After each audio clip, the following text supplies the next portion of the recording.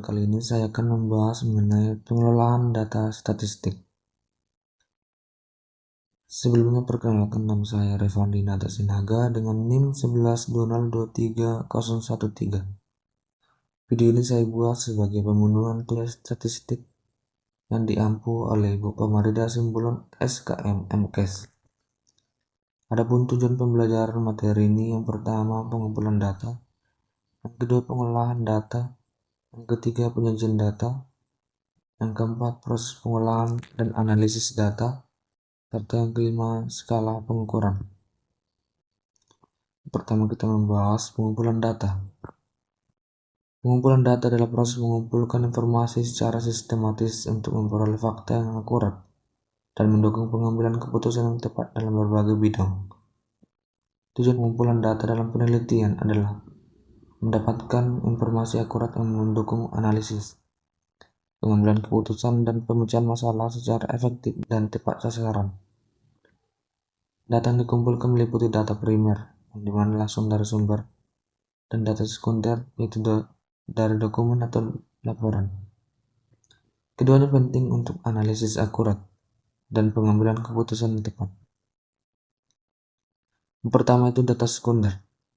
Data sekunder adalah data yang dikumpulkan dari suatu sumber data yang telah diolah dan dipublikasikan oleh pihak lain pada suatu titik tertentu. Semua data berasal dari sumber pertama, yaitu primer, yaitu data dikumpulkan dari sumber pertama dan kemudian diolah oleh pengumpul data. Pada data sekunder terdapat dua metode pengumpulan data. Yang pertama yaitu sensus dan sampling. Sensus yaitu metode pengumpulan data dengan melibatkan seluruh populasi yang akan diteliti. Contohnya bisa kita lihat di sini, yaitu suatu desa di Kabupaten X melakukan sensus gizi masyarakat dengan cara mendata seluruh rumah tangga yang memiliki balita. Sedangkan sampling yaitu metode pengumpulan data menggunakan sebagian kecil dari keseluruhan populasi yang diamati. Contohnya di Kabupaten Y terdapat 15.000 balita. Pemerintah ingin mengetahui status gizi balita, tetapi karena keterbatasan tenaga, waktu, dan biaya, maka digunakan metode sampling. Dipilihlah klaster random sampling berdasarkan kecamatan. Dari 10 kecamatan diambil 3 kecamatan secara acak. Lalu masing-masing kecamatan dipilih 2 desa. Dari setiap desa diambil 50 balita secara acak. Kemudian data primer. Data primer terbagi menjadi beberapa bagian. Yang pertama itu kita membahas observasi. Observasi sebagai metode pengumpulan data primer yang mengandalkan pengamatan langsung terhadap objek atau kejadian, membantu mengumpulkan informasi akurat tanpa intervensi aktif. Kemudian percobaan atau eksperimen. Percobaan adalah menguji hipotesis dengan mengontrol variabel untuk mendapatkan data primer yang valid, membantu analisis lebih akurat dalam pengolahan data primer. Kemudian wawancara. Wawancara adalah metode pengumpulan data dengan tanya jawab langsung, membantu mendapatkan informasi mendalam dan jelas dari narasumber untuk mendukung analisis data primer secara akurat dan terpercaya. Keempat, kuesioner. Kuesioner adalah alat pengumpulan data primer yang efektif untuk mengumpulkan informasi yang struktur secara cepat dan akurat dari responden dalam berbagai penelitian. Yang kelima, dokumenter. Dokumenter merupakan sumber data primer yang berisi rekaman atau laporan resmi, membantu analisis dengan informasi akurat dan terpercaya tanpa perlu pengumpulan data langsung. Kemudian data tersier. Data tersier adalah informasi yang diperoleh dari sumber sekunder setelah melalui pengolahan dan penyajian ulang oleh pihak lain. Contoh sumber data tersier yang pertama adalah buku referensi, kemudian ensiklopedia, kemudian artikel ilmiah, serta laporan yang merangkum data primer dan sekunder. Peran data tersier dalam pengolahan data yang pertama itu membantu menganalisis informasi secara cepat sebagai bahan mendukung pengambilan keputusan. Keunggulan data tersier yaitu memudahkan akses informasi karena sudah tersusun dan tersaring, menghemat waktu dalam pengumpulan data. Kekurangan data tersiar yaitu data bisa kurang akurat dan tidak selalu terkini karena sudah melalui beberapa tahap pengolahan. Selanjutnya itu pengolahan data. Proses pengolahan data itu ada menjadi beberapa proses. Yang pertama itu editing data. Editing data adalah proses memperbaiki kesalahan dan memperbarui informasi agar data lebih akurat dan dapat digunakan secara efektif dalam analisis selanjutnya. Yang kedua, coding data. Coding data adalah proses mengubah data mentah menjadi simbol atau kode agar lebih mudah diolah dan dianalisis, meningkatkan efisiensi dan akurasi dalam pengolahan informasi. Yang ketiga, tabulasi data. Tabulasi data adalah proses mengorganisir data dalam tabel agar mudah dianalisis dan dipahami, mempercepat pengambilan keputusan berdasarkan informasi yang terstruktur dengan baik. Yang keempat itu klasifikasi atau pengelompokan. Klasifikasi adalah proses pengelompokan data berdasarkan kategori tertentu agar mudah dianalisis dan digunakan dalam pengambilan keputusan yang tepat dan efisien. Yang kelima, saving. Saving adalah proses menyimpan data hasil pengolahan secara aman agar mudah diakses dan digunakan kembali dalam pengambilan keputusan atau analisis selanjutnya. Adapun tujuan pengolahan data yaitu mempermudah analisis. Pengolahan data mempermudah analisis dengan mengubah data mentah menjadi informasi yang terstruktur, sehingga memudahkan pengambilan keputusan yang cepat dan akurat dalam berbagai bidang. Yang kedua, mengurangi kesalahan data.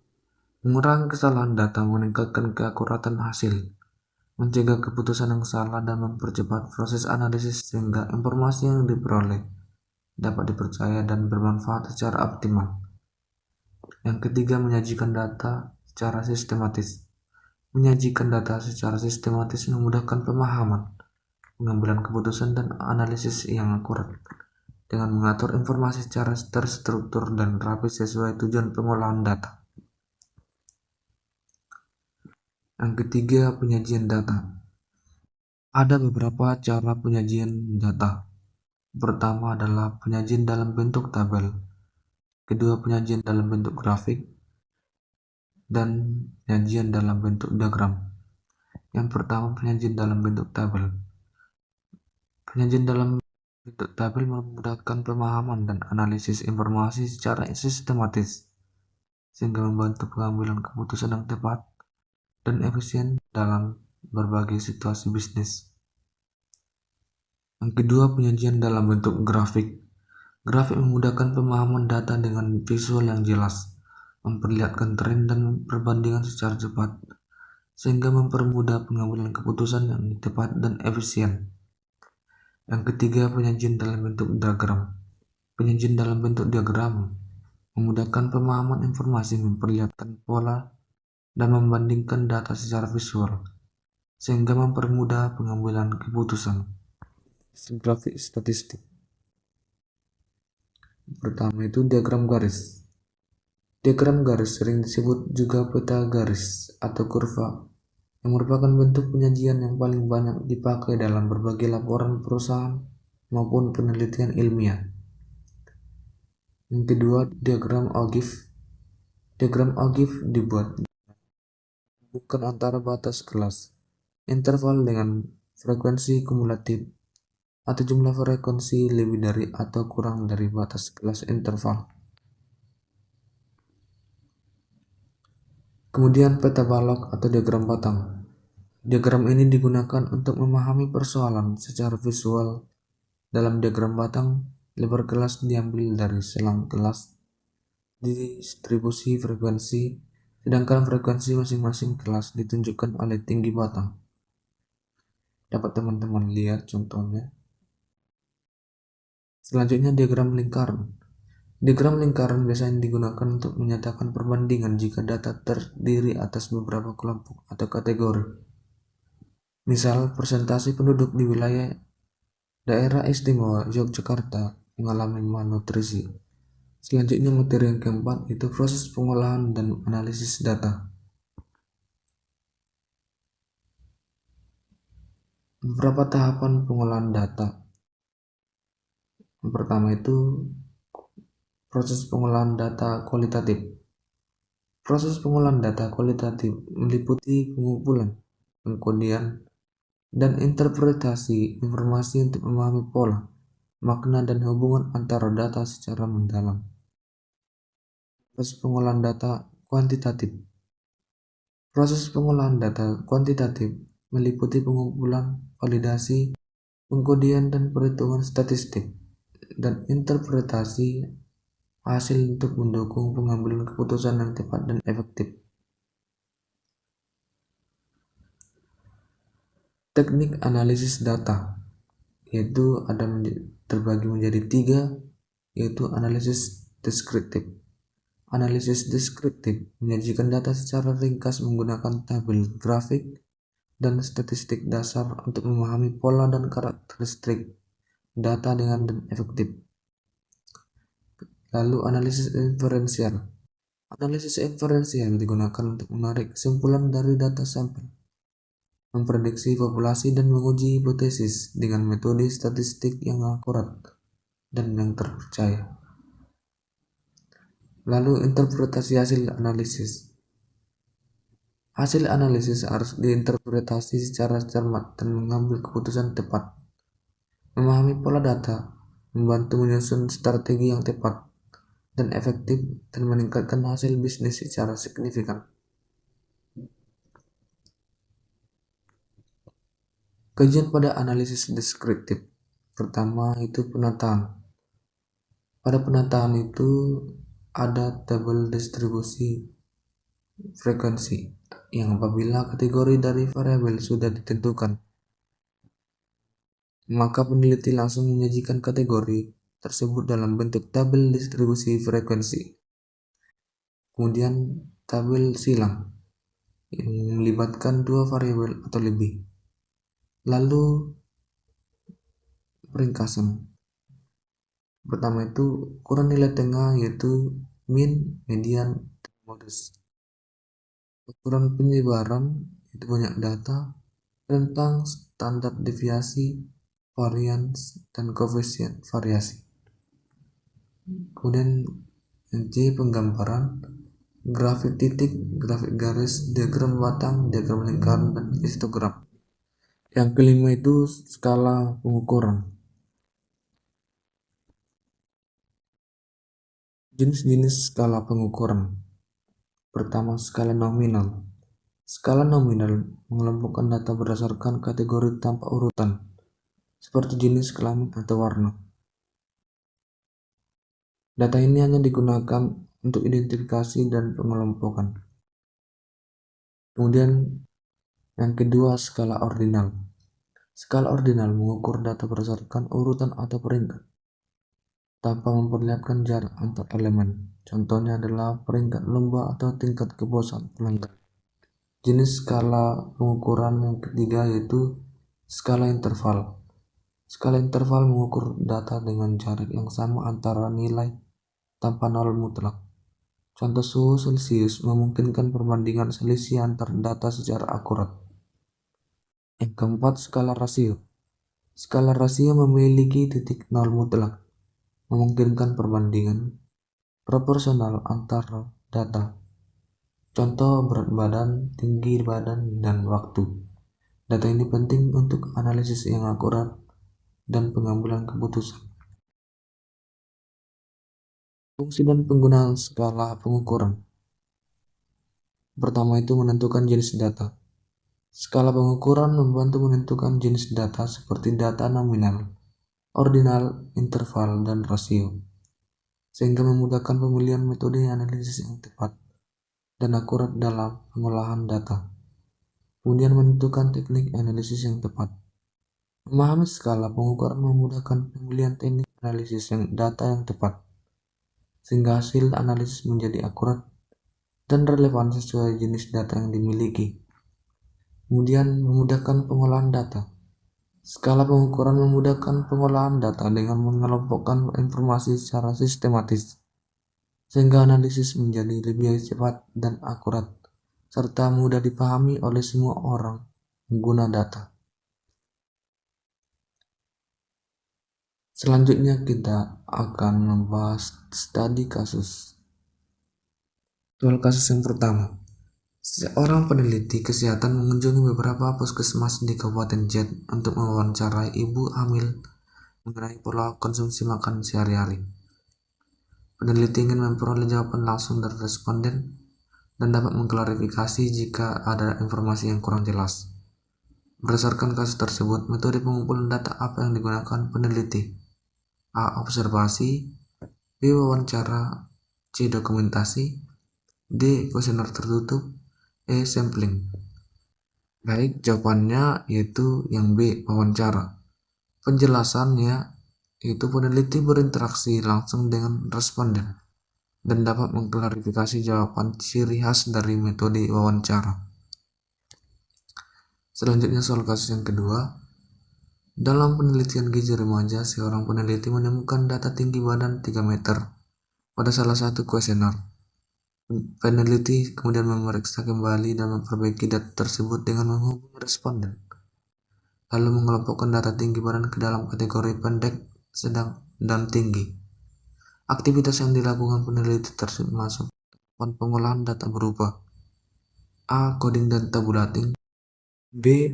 Editing dan klasifikasi, C. Shaping dan coding, D. Tabulating dan editing, E. Klasifikasi dan dokumentasi. Maka jawabannya yang B. Editing dan klasifikasi, di mana memeriksa kesalahan termasuk editing, sedangkan mengelompokkan data ke kategori tertentu termasuk klasifikasi.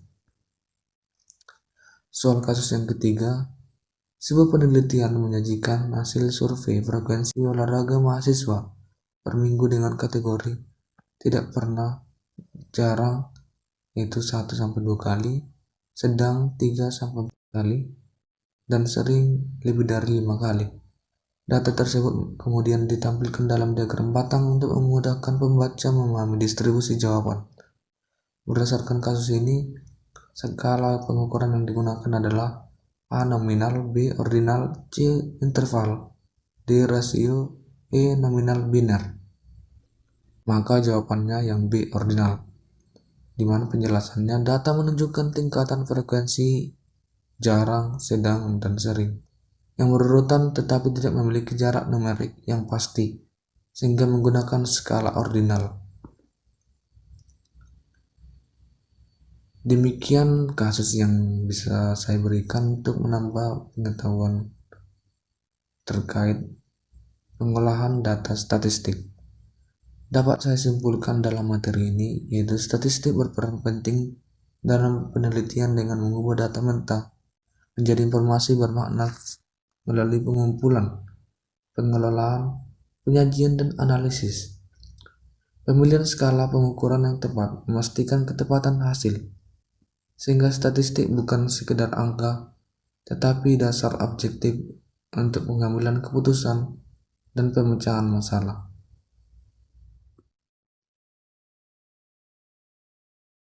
Selanjutnya, topik yang kedua yaitu membahas mengenai apa itu populasi. Tujuan pembelajaran pertama menjelaskan pengertian populasi dalam konteks gizi. Kedua, memahami perbedaan populasi dan sampel. Tiga, mendeskripsikan karakteristik populasi dan penelitian gizi. Keempat, menentukan kriteria inklusi dan eksklusi populasi penelitian. Kelima, untuk mengetahui dan memahami jenis-jenis populasi. Keenam, mengetahui, memahami ciri-ciri populasi.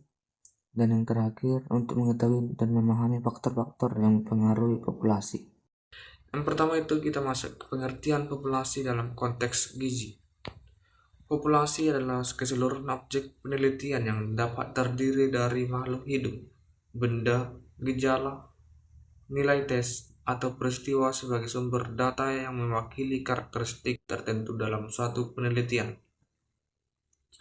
Misalnya dalam penelitian siahaan, 2025. Populasi ditetapkan sebagai seluruh remaja Prangmaners di SMP Negeri 3 Lubuk Pakam yang berjumlah 42 orang. Kemudian perbedaan populasi dan sampel. Kita harus mengetahui apa itu populasi dan apa itu sampel. Pertama itu populasi. Menurut para ahli, pengertian populasi adalah wilayah generalisasi yang terdiri atas objek dan subjek yang mempunyai kualitas dan karakteristik tertentu yang ditetapkan oleh peneliti untuk dipelajari dan kemudian ditarik kesimpulan. Menurut Sugiono 2001 dalam Basuki Ari 2015. Sedangkan sampel adalah sebagian objek yang diambil dari keseluruhan objek yang diteliti dan dianggap mewakili seluruh populasi. Menurut Notat Mojo 2006 dalam Basuki Ari 2015. Adapun karakteristik populasi dalam penelitian gizi dibagi menjadi 4. Pertama itu adalah usia. Usia merupakan faktor penting dalam penelitian gizi karena kebutuhan gizi sangat dipengaruhi oleh tahapan perkembangan. Yang kedua, jenis kelamin. Jenis kelamin sering dijadikan karakteristik populasi karena berpengaruh terhadap kebutuhan energi, zat gizi makro maupun mikro. Yang ketiga, status gizi. Status gizi adalah indikator penting untuk menggambarkan kondisi kesehatan. Yang keempat, tingkat aktivitas fisik. Aktivitas fisik mempengaruhi kebutuhan energi. Misalnya, seseorang dengan aktivitas tinggi membutuhkan asupan kalori yang lebih banyak dibandingkan orang dengan aktivitas ringan. Kemudian kriteria inklusi dan eksklusi populasi penelitian. Pertama kita membahas mengenai kriteria inklusi. Kriteria inklusi merupakan karakteristik umum subjek penelitian pada populasi target dan sumber. Contohnya, penelitian ingin mengetahui hubungan antara obesitas dengan kejadian jantung koroner. Maka orang yang boleh dijadikan dalam kelompok kasus pada penelitian ini adalah orang yang tidak menderita penyakit jantung lain selain daripada jantung koroner. Yang kedua itu kriteria eksklusif. Kriteria eksklusif merupakan kriteria dari subjek penelitian yang tidak boleh ada. Dan jika subjek mempunyai kriteria eksklusif, maka subjek harus dikeluarkan dari penelitian. Contoh, penelitian ingin mengetahui hubungan antara obesitas dengan kejadian jantung koroner, maka orang menderita jantung lain tidak boleh dijadikan dalam kelompok kasus pada penelitian ini. Kemudian masuk ke jenis-jenis populasi. Jenis populasi terbagi menjadi dua bagian. Yang pertama populasi target dan kedua populasi terjangkau.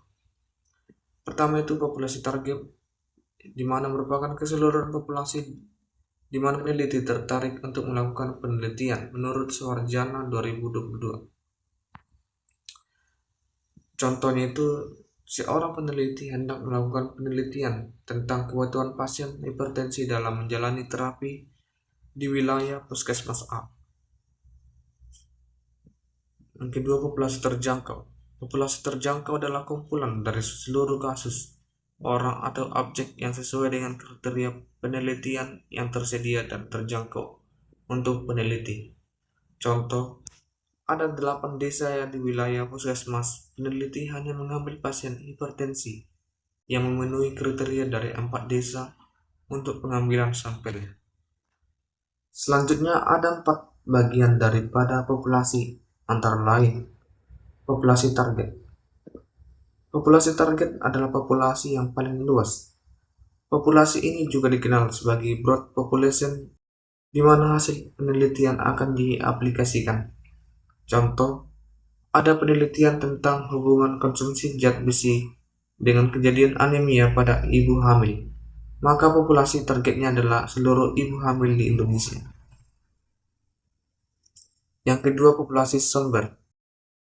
Populasi sumber atau dikenal sebagai sampling frame merupakan individu-individu yang berasal dari populasi target dan mereka memiliki potensi sebagai partisipan atau responden dalam penelitian. Contoh, penelitian yang mengambil populasi sumber berupa remaja usia 13-18 tahun yang bersekolah di SMA negeri di Kota Medan. Mereka adalah bagian dari remaja Indonesia, tapi lebih mudah dijangkau dan memiliki peluang besar untuk menjadi responden. Yang ketiga adalah populasi sampel. Populasi sampel adalah individu-individu yang berasal dari populasi sumber. Populasi ini diminta atau diundang untuk berpartisipasi dalam penelitian. Contoh, dari seluruh siswa SMA di Kota Medan, peneliti hanya memilih 200 siswa dari 3 SMA berbeda sebagai sampel penelitian. Jumlah ini dipilih karena keterbatasan waktu, biaya, dan tenaga sehingga tidak semua siswa di Medan bisa diteliti. Yang keempat, populasi studi atau populasi penelitian. Populasi studi adalah orang-orang yang memenuhi syarat atau eligible. Mereka berasal dari populasi sampel dan menyatakan bersedia menjadi responden atau partisipan dalam penelitian yang akan dilakukan. Contoh, dari 200 siswa yang dipilih ternyata hanya 180 siswa yang bersedia mengisi kuesioner dan menjalani pengukuran status gizi. Maka 180 siswa inilah yang menjadi populasi studi atau responden akhir penelitian. Ciri-ciri populasi itu terbagi menjadi beberapa bagian.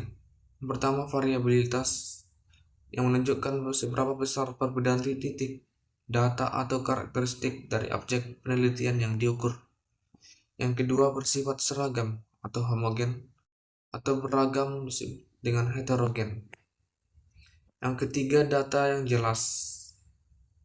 Batasan yang dimaksud dapat berkaitan dengan latar belakang populasi penelitian seperti latar belakang sosial, ekonomi, budaya, wilayah atau kondisi geografis dan sebagainya. Yang keempat, aksesibilitas berkaitan dengan keterjangkauan populasi yang menjadi fokus penelitian. Populasi yang diambil harus dapat dijangkau atau diakses dengan baik oleh peneliti. Adapun faktor-faktor yang mempengaruhi populasi. Yang pertama, tujuan dilakukan penelitian. Tujuan penelitian akan mempengaruhi populasi. Bagaimana populasi diidentifikasi dan ditetapkan. Yang kedua, sumber daya peneliti dan waktu penelitian. Peneliti harus mempertimbangkan sumber daya yang dimiliki untuk menentukan populasi yang dipilih. Peneliti perlu membuat batasan yang jelas berdasarkan sumber daya tersebut. Yang ketiga, data yang tersedia harus akurat dan sesuai dengan fokus penelitian. Keakuratan data ini akan mempengaruhi proses analisis data agar dapat memberikan hasil yang diharapkan oleh peneliti. Demikian pembahasan mengenai materi populasi. Selanjutnya kita akan membahas mengenai kasus. Soal kasus yang pertama, seorang peneliti gizi ingin mengetahui hubungan konsumsi zat besi dengan kejadian anemia pada ibu hamil di Indonesia. Namun karena keterbatasan dana, peneliti hanya meneliti 150 ibu hamil di Kota Medan.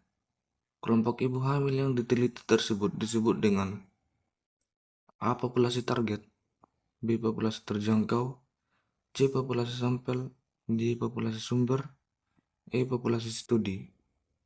Maka jawabannya ialah yang C. Populasi sampel. Penjelasannya, populasi target adalah seluruh ibu hamil di Indonesia, sedangkan populasi terjangkau adalah ibu hamil di wilayah tertentu yang dapat dijangkau peneliti. Dari populasi terjangkau tersebut, peneliti memilih sebagian 150 orang untuk diteliti. Itulah yang disebut populasi sampel, yaitu bagian dari populasi yang diambil untuk mewakili keseluruhan. Soal kasus yang kedua. Dalam penelitian gizi tentang status gizi balita, peneliti hanya memasukkan balita usia 6-59 bulan yang tidak sedang menderita penyakit kronis. Persyaratan khusus yang ditetapkan agar responden dapat ikut dalam penelitian tersebut disebut A. Karakteristik populasi, B. Kriteria inklusi, C. Kriteria eksklusi, D. Variabilitas, E. Aksesibilitas. Pembahasan jawabannya yaitu yang B. Kriteria inklusi. Penjelasannya, Kriteria inklusi adalah karakteristik khusus yang harus dimiliki responden agar bisa ikut dalam penelitian, misalnya usia, jenis kelamin, atau kondisi kesehatan tertentu. Dalam kasus ini, peneliti menetapkan bahwa hanya balita usia 6 sampai 9 bulan tanpa penyakit kronis yang boleh ikut serta. Selanjutnya soal kasus yang ketiga.